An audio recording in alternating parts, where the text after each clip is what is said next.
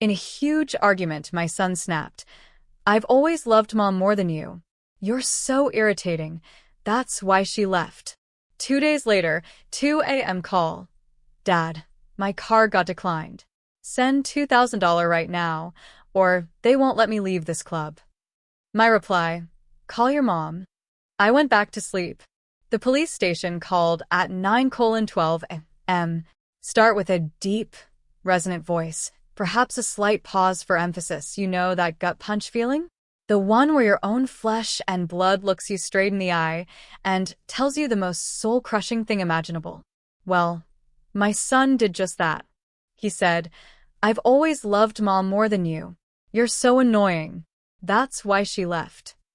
And then, just 2 nights later, at 2 a.m., my phone rang. It was him, desperate, asking for $2,000 right now to bail him out of a club. How do you even respond to that kind of emotional whiplash? What the hell happened next? My heart actually stopped for a second. There it was. Not a wrong number, not a random alert, my phone, buzzing like a trapped insect on the nightstand, its blue light bleeding through the cracks of my blackout shades. It was 2:03 a.m. The name on the screen? Andrew. My son. Dad. His voice was frantic, muffled by club noise. My card was declined. "It's messed up. I need $2,000 immediately, or they won't let me check out." I just stared at the ceiling, my jaw tight. The neighbor's heat clicked on, a metronome in the silence.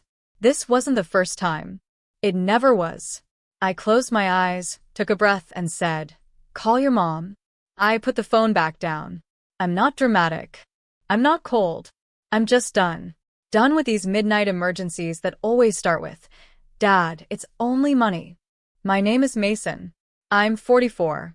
I'm a dentist. And I spend my days telling people that the pain you've been ignoring didn't just start today, and it won't end with a quick fix. In my family, I was always the responsible one. The fixer. The background guy who kept the lights on and the insurance paid. I can do a crown prep in under an hour. I label my lunch. I floss religiously. I live alone now, in a one-bedroom near the river. My coffee mug says, "World's okayest dad," a sarcastic gift from Andrew before sarcasm became his entire second language. 2 shirts ironed for tomorrow. A box of documents on the floor that I keep telling myself I'll file. I fall asleep to white noise and wake at 5:30 without an alarm because that's how my brain is wired after 20 years of 7 a.m. patience. The phone buzzed again. A text this time. "Don't do this. It'll ruin everything. Please." I didn't reply. I turned on Do Not Disturb and lay there, counting breaths like my therapist showed me. Here's the thing. Just 2 nights earlier, it felt like the air itself had been sucked out of the room. It was a fight that started with a credit card bill, but it ended because Andrew, my 17-year-old, crossed a line I didn't know existed. He stood in my kitchen and launched those words like darts. "I've always loved Mom more than you. You're so annoying. That's why she left." He said it like a fact he'd rehearsed 1,000 times. Then he grabbed his jacket and slammed my door hard enough to make the blinds shake. I didn't chase him. Couldn't. My legs just wouldn't move. I stood at the sink, next to a chipped ceramic bowl, the one with faint toothpaste flecks from where he'd spit when he couldn't be bothered to aim for the bathroom. I rinsed it, stacked it. I even set a clean towel on the back of a chair for him. Just habit. Muscle deep. Then I sat at my little kitchen table, staring at the printout of my last mortgage payment, and I thought about how much of my life I had traded for other people's peace. The night crawled. After I finally drifted off, the ringtone cut through the white noise again. 9:12 a.m. Unknown number. Is this Dr. Mason Harper? My stomach dropped. This is Officer Delgado, with the 7th Precinct. Your son is here. I put on yesterday's sweatshirt and sat on the edge of the bed while the officer talked. Words like disturbance, unpaid tab, no charges if someone picks him up. In the background, I heard Andrew's voice, defiant then small, bleeding into a hallway echo. "I'll be there," I said. I hung up and stared at myself in the black TV screen reflection. 44. Tired. Jaw clenched. I rubbed my eyes and told myself the same thing I tell patients who think a tooth will fix itself. Avoidance is expensive. I grabbed my keys. Let me back up. My childhood home? Love sounded like be useful. My brother, Ethan, he got the shine. I got the shovel. He was funny, magnetic, the kind of kid who could break a window and get a hug for being spirited. I was the one you asked to move chairs, run errands, stay late, and lock up. That pattern? It followed me like a shadow. Asterisk I'm 16, scrubbing casserole off a pan while Mom laughs in the living room with Ethan's friends. Mason, could you be a doll and take out the trash? Sure, I say, because that's the script. I miss the movie they all go to. No one even notices I never came back inside. Asterisk I'm 24, in dental school, scrubbing coffee stains out of my one white coat in a communal sink while Ethan texts me a photo of the new SUV Dad co-signed for him. Proud of you, kid, Dad says to Ethan at Thanksgiving. To me? You'll figure it out. I nod. Because that's my role. Asterisk I'm 31, married, holding a newborn who won't stop crying. My wife, Lauren, on the couch scrolling, says, he likes you more. You're calmer. I told myself that's love. I rocked him until my arms went numb, my soul, a little numb too. Then came the house. Oh, the house. The money piece started slow, then all at once. 5 years ago, after my parents announced they were downsizing, Mom called me with that voice. You know the one. The voice she used when she wanted something to sound like my idea. Honey, the house means so much to the family. Your grandparents built it with their hands. It would just break my heart to sell to strangers. I knew what she was asking. What are you asking, Mom? I said. Could you take over the mortgage while we transfer things? Just until we figure out the estate. Keep it in the family.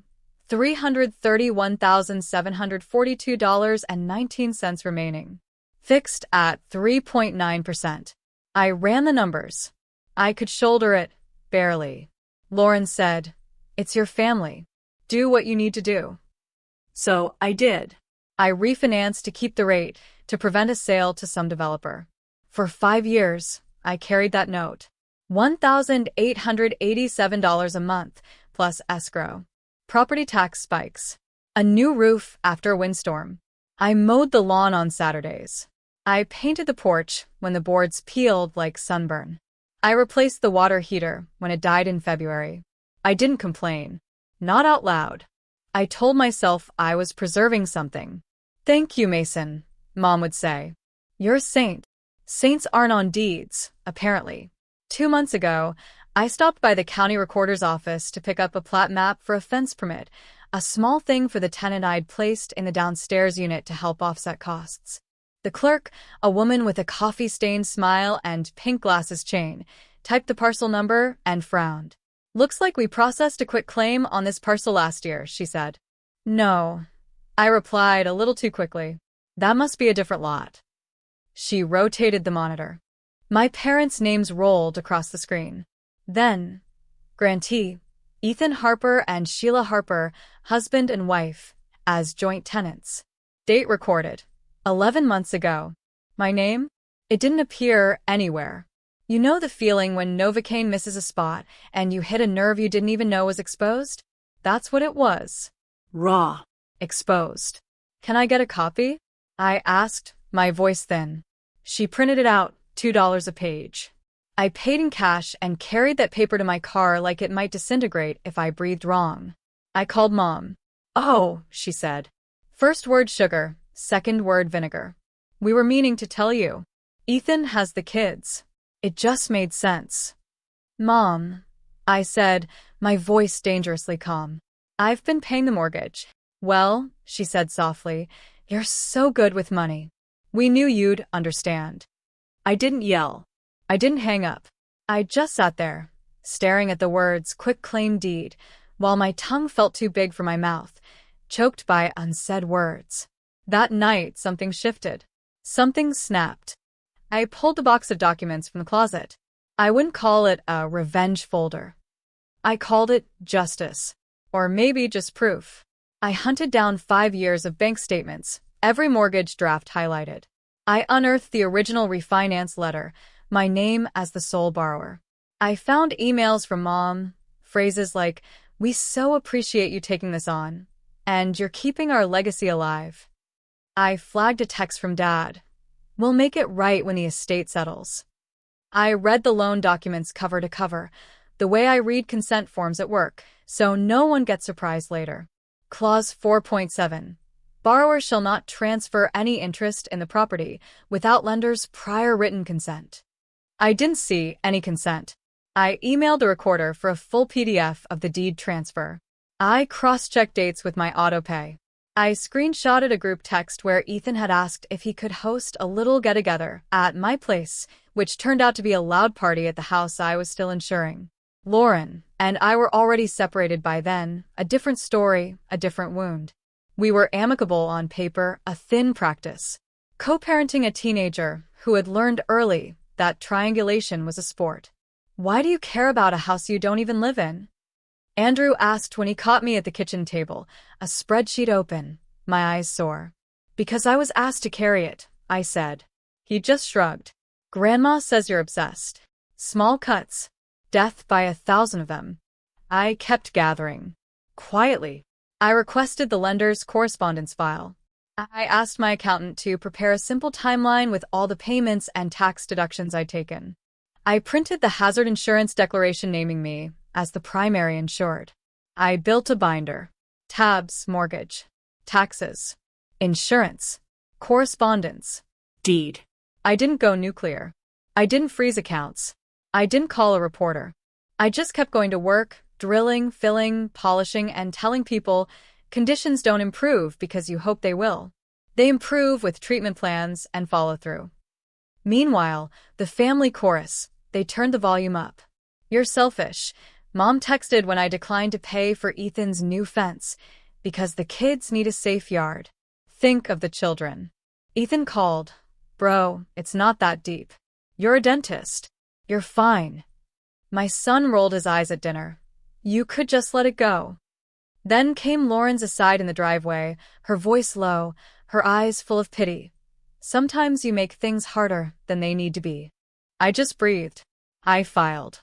I went for runs at dawn and counted the number of call attempts on my lock screen. 14 in a day. 22 the next. 31 when I stopped answering. 2 nights before the 2 a.m. call, Andrew launched those words like darts. "I love Mom more. You're so annoying. That's why she left." I rinsed the bowl. I didn't say, "Son, I funded your mother's graduate classes, your braces, your summer camps, and the mortgage on a house I don't own." I didn't say, "I'm tired." I said, "Okay." Officer Delgado slid the clipboard across the counter. The 7th precinct smelled like old coffee and floor cleaner. Andrew sat on a plastic chair, hood up, eyes red. "You good?" I asked. Silence. "Let's go," I said. In the car, he watched the window. "I'm not giving you money for club tabs," I said evenly. He scoffed. "I didn't even drink. It's a cover charge." "My friends, call your mom," I said again, gentle but firm. At a red light, he muttered, "You're such a buzzkill." We drove in quiet, the kind that fills every crack in the dash. 2 days later, my mother texted, "Family dinner. Sunday, 5 p.m. Non-negotiable. We need to talk." I brought the binder. Their dining room smelled like rosemary and staged harmony. Ethan's kids chased each other down the hall. Sheila, Ethan's wife, poured wine. Mom arranged napkins like origami. Dad stood at the head of the table under the framed photo of the house, the one I painted. "Let's be adults," Mom said, clasping her hands. "Great," I said. And I dropped the binder on the table. Thud. Ethan rolled his eyes. "Is that your little scrapbook?" "Documentation," I said, my voice steady, but my heart pounding. "Of what?" Mom asked sweetly. I opened to the first tab. "Mortgage payments?" I said, sliding a stack of highlighted statements across. 60 payments.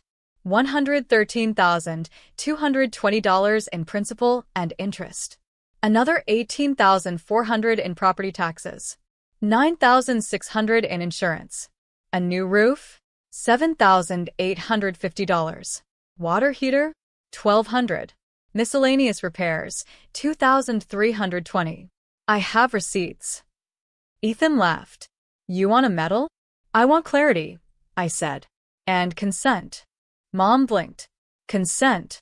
I turned the page to the deed copy and the lender's note. Red boxed. Clause 4.7. Mom, Dad, I said, calm. You executed a quitclaim deed transferring the property to Ethan and Sheila while there was an active mortgage in my name. Clause 4.7 prohibits transfer without lender consent. Did you have it? Silence. The kind that screams. I watched their faces the way I watch pupils dilate under a bright light. Dad cleared his throat. We didn't think. I slid the printout from the lender across. No consent requested or granted. I tapped my phone. Here's the screenshot. The email thread, the date stamp, the subject line, the lender's compliance rep. Any unauthorized transfer constitutes a default.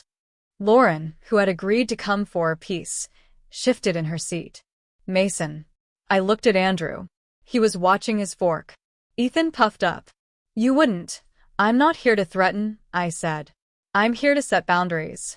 To fix what you broke. Mom's voice sharpened. We did this for the children. For stability. I nodded. Then here's a stable plan. We correct title to reflect either my ownership or a recorded equitable lien for my contributions. We refinance if needed. We sign a written occupancy agreement. If Ethan remains, we memorialize repayment, even if it's over time. And we stop pretending this is fine. Sheila's wine glass clinked against the plate. This is insane. I slid the last page across the table. A letter drafted by my attorney. Not filed. Not served. It summarized dates and amounts. It referenced, gently, the potential call to the lender if a fix was refused. It proposed a quiet correction. It included a deadline. I kept my voice low. This isn't about revenge. This is about closure. The room held its breath. Mom's face moved first, a tremble around her eyes. Then the switch flipped into performance mode. After all we've done for you, Dad tried the stern route. Mason, you will not dismantle this family over paperwork. Ethan went for mockery. Of course, the dentist brings a binder. Lauren whispered, please, just not like this. Andrew said nothing. I closed the binder. Like what? Undocumented? Unfair? The conversation fractured. Then it exploded. You're ruining us. You're selfish. You don't care about the kids. You always were rigid. You think you're better because you have money. I stood. I'm going home. You have 14 days. If I don't hear from your counsel with a correction plan, I'll contact the lender and proceed to protect my interests. Mom gasped like I'd slapped the table. I didn't. I touched nothing. I just walked out. On the drive back, my phone lit up like a slot machine. 21 missed calls by the time I parked. 8 texts in all caps. A voicemail from Dad that started measured and ended thick with anger. A screenshot from Ethan of a group chat. He's serious. What a psycho. I set the phone face down on the counter and boiled water for pasta. The kettle whistled. My phone vibrated across the laminate like an insect. I didn't pick up. The first 48 hours were loud. 37 calls Sunday night. 22 Monday morning before I saw my first patient. Mom on repeat. Dad once, then again. Ethan alternating between demands and jokes. Bro, chill. Bro, you will regret this. Aunt Karen chimed in from 3 states away. Family is forever. Cousin Jess. Kids need a backyard. Even a neighbor I barely knew texted. Heard you're taking your parents to court. Yikes. I didn't post. I didn't subtweet. I didn't leak. I hired a different kind of noise. My attorney, Ms. Ruiz, sent a letter on letterhead. Calm. Factual. Boring in the way safety is boring. She attached the timeline. She referenced clause 4.7. She proposed 3 options. 1. Record a corrective deed restoring title to me. 2. Execute and record an equitable lien in my favor and refinance correctly with lender consent, plus a written repayment schedule. Or 3, sell and distribute proceeds by a formula accounting for my contributions. She gave them 10 business days. She copied the lender's generic legal inbox without commentary. I changed my voicemail. For urgent patient matters, call the office. For personal matters, email. I created a rule. Family calls? 6 to 7 p.m. only on Wednesdays. Everything else went to an archive. I blocked no one. I just contained them. Wednesday at 6 o'clock. The phone filled the room with buzzing bees. I set it on the table and made tea. I let it ring. At 6:40, I answered. "Mom, you're killing me," she said. "No," I replied. "I'm asking for a repair. Think of the children." "I am," I said. "I'm a child in this family, and I'm thinking of myself, too." "Your brother will be homeless," she tried. "He has a household income and a wife with a job. He is not homeless." She pivoted. "We raised you, and I paid your mortgage for 5 years." Silence. Then the dagger, soft as a lullaby. No wonder Lauren left. I waited for the sting. It landed, but it was duller, like a phantom limb. "Good night, Mom," I said and hung up. Andrew texted sometimes. Teenage pragmatism bubbling up when he needed rides or spending money. "Can I have $60 for gas?" "I'll transfer $30. You can earn the rest by mowing Saturday." "Mom's boyfriend doesn't make me do that." "Okay, you're impossible." "I love you." He ignored that one. The lender wrote back to Ms. Ruiz. "Yes." "Unauthorized transfer." No, they hadn't noticed. "Yes, they expected it to be corrected. Please advise." Ms. Ruiz forwarded the email with a single line. "This helps." Lauren cornered me in the driveway during a handoff. "You're escalating," she said. "I'm clarifying," I said. "There's a difference." "Andrew is anxious," she said. "He says you're making everything about money." "I'm making things about boundaries," I corrected her. "Money is the tool." She shook her head. "You know, he said those things because he was hurt." "I know," I said. I didn't throw them back. The call slowed, then changed shape. Guilt to bargaining. "What if we put you on the deed now?" Ethan texted, "But we still keep it in our name, so we can get a better rate." He actually typed that. Ms. Ruiz sent another letter. No. The 10th business day arrived. An email from a lawyer I didn't know with a last name that sounded expensive. "We propose to record a deed restoring title to our client's son, Mason Harper, subject to lender consent. We will also execute a written occupancy and repayment agreement with the current occupants, Ethan and Sheila Harper. Please provide preferred language for the equitable lien." I read it twice, then a third time. Then I walked to the river and stood on the pedestrian bridge while a cold wind cut through my sweatshirt in a way that felt like a rinse. Not victory. Not gloating. Something quieter. The kind of silence that hums. Andrew called that night. "Grandma is crying," he said. Accusation balanced with confusion. "I know," I said. "Crying doesn't change facts." He was quiet. "Are you mad at me?" "I'm disappointed," I said. "Not in your words. In how little you believe mine." He sighed. "Can I still come over this weekend?" "Yes," I said. He came at 7 o'clock. He did not take off his shoes. He opened my fridge, gazed at the stacked meal containers, and said, "You're so boring." "I'm steady," I said. That Sunday, I showed him the binder. Not all of it. Just one page. The clause. The timeline. His eyes moved. His jaw set. "I don't care about this," he said. "I know," I said. "But I want you to know why I care." At 11:40 p.m., my phone rang. Mom again. I let it go. At 11:41, Ethan. Let it go. At 11:42, a number I didn't recognize. Officer Delgado again. "Just a welfare check," he said. "Your mother called in concerns." I laughed once. Not mean. Just tired. "We're fine, officer. Thank you." He paused, then said softly, "You're not the first person to fix a mess they didn't make." I slept that night. Deep. No white noise.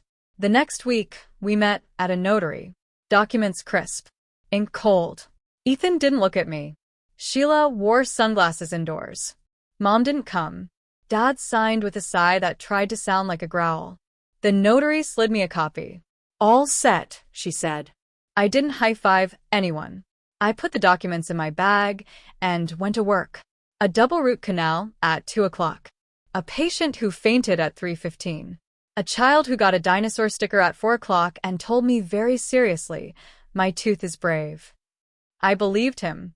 The calls didn't stop, but the content changed again. Practical. When will the new lease be ready?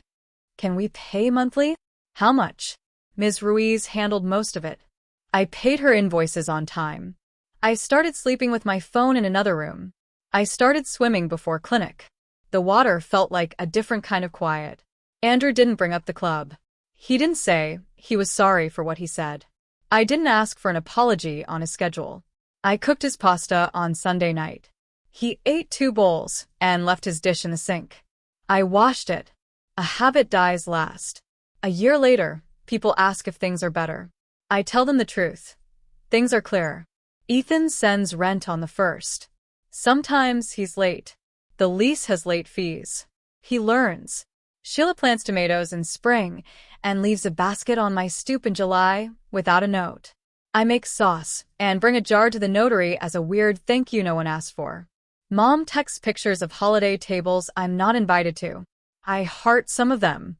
I ignore others. She adds a PS sometimes. "You could always come back if you stop this." I don't reply to PSs. I reply to questions about Andrew's schedule. Pick up at 5. Great. We keep it like a calendar. Clean. Dad called me on my birthday. "You did what you had to do," he said, his voice small for once. "I did what I should have done earlier," I said. "But I'm learning." Lauren and I co-parent like 2 professionals who finally stopped trying to sell each other on a product neither wants. We exchange information. We draw lines. We don't pick scabs for sport. Andrew is still 17 in my head, even though he turned 18 last month. He asks for money less and works more. He got a part-time job at a hardware store. He thinks that's hilarious because I'm too fancy to know what a stud finder is. I show him how to balance a budget on an app and how to floss without bleeding. He never apologized for that line in my kitchen, not with words. Instead, he texted me a photo at 11:02 p.m. one night, his debit card with a $0 balance and a note. Figured it out. Worked in extra shift. NBD. I stared at it until the screen dimmed. A lump in my throat. The house. It's a house. A line on a ledger. A set of keys that live on a hook by my door with a little enamel tooth on the keychain because my assistant thought that was funny. It doesn't feel like an anchor anymore. It feels like a decision I hold. Closure isn't cinematic. It's paperwork and sleep. It's a voicemail you don't return. It's the second week in a row you wake at 5:30 and realize your jaw isn't clenched. It's paying an attorney and not resenting the bill because it bought you a kind of quiet you didn't know you could afford. I keep the binder on a shelf now, not in the closet, not under the bed. Visible. Not to gloat, but to remind myself that invisible work counts, even if no one claps. On the anniversary of the notary, I walked to the river with a small envelope. Inside was a brass key I'd kept on my ring for too long. It used to open my parents' back door before they changed the locks and forgot to tell me. It doesn't open anything now. I threw it in. It sank without drama. The water kept moving. I'm not the family wallet. I'm not the hinge everyone swings on. I'm a man who sets appointments and keeps them.